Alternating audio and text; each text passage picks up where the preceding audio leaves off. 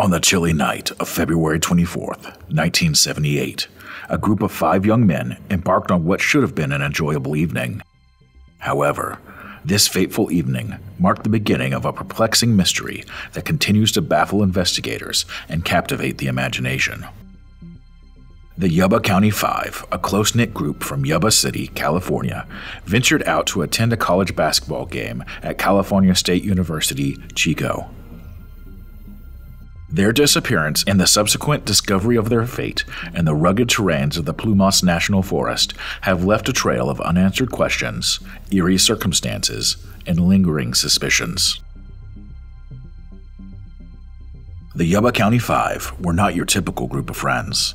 Bonded by their shared interest in sports, these young men, Bill Sterling, Jack Hewitt, Ted Wire, Jake Madruga, and Gary Mathias, had mild intellectual disabilities or various psychiatric conditions.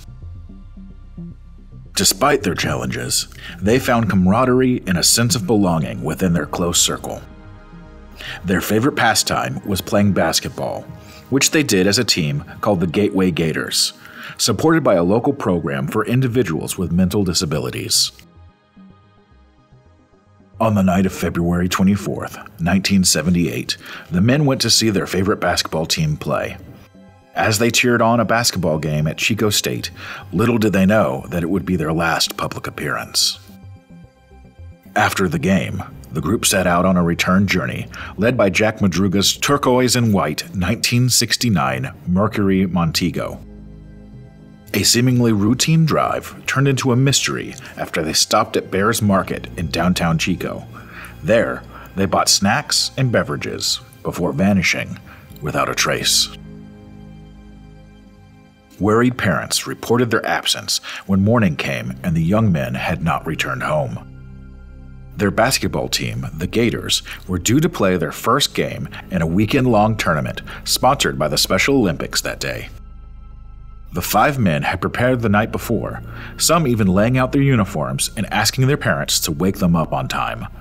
The fact that the men were going to miss that game was alarming to their families and friends. Police investigations commenced, and the discovery of the group's abandoned car in a remote area of the Plumas National Forest added a layer of confusion. The car was located 70 miles from their intended route and was in working order, but it had been abandoned. The questions began to pile up. Why had the car been left there? Why were the men not inside? And most importantly, where were they? The discovery of the Mercury Montego was just the beginning of the puzzle. The car's location, deep in the mountains on a high-elevation dirt road, raised concerns about why the group had ventured so far off course. None of the men's families could speculate as to why they might have driven up a long and windy dirt road. The condition of the car puzzled investigators further. Despite driving along a rough road, the undercarriage showed no sign of damage or even mud scrapes. Yet, it was stuck in the snow, an odd predicament given the physical strength of the young men. Further investigations revealed that the car's keys were missing, and yet it started immediately when hot-wired by the police. This odd detail fueled speculation about why the car had been left behind in the first place. The snowstorm that followed hampered search efforts, and it wasn't until the snow melted in June that new clues emerged. In response to media coverage of the case, police received reports of sightings of the missing men in various locations after they had left Chico. Most reports were dismissed, but 2 stood out. One involving Joseph Shones, who accidentally spent the night near where the group's car was found.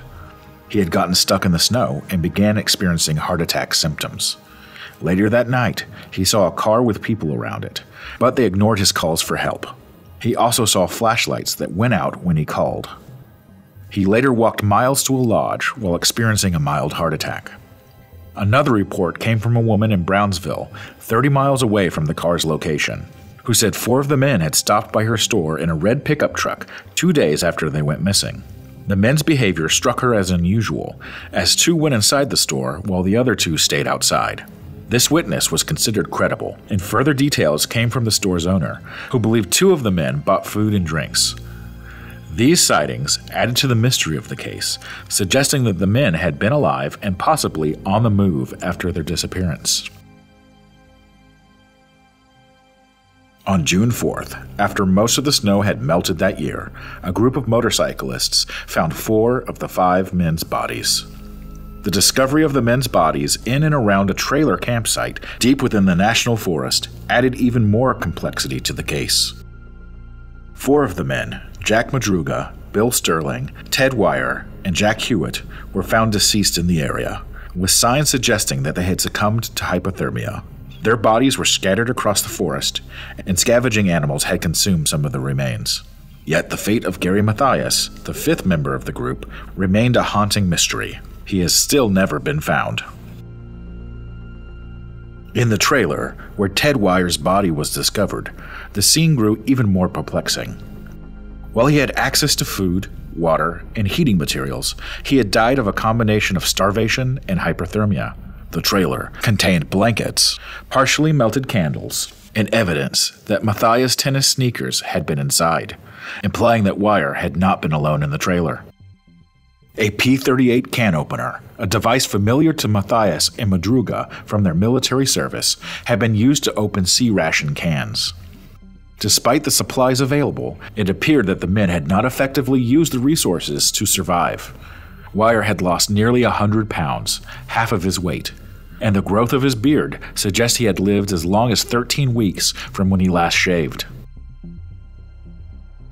The Yuba County Five's case has inspired numerous theories and speculations, but no single explanation has emerged to unravel the mystery.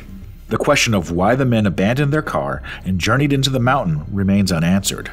Speculations range from possible wrong turns to unfamiliarity with the region, but the true motive remains elusive. The strange circumstances surrounding the group's death and the absence of Gary Mathias has fueled speculation of foul play. Some theories suggest that the men may have encountered unknown individuals who played a role in their deaths. Others believe that Mathias' mental health issues may have led to erratic behavior that ultimately led to tragedy.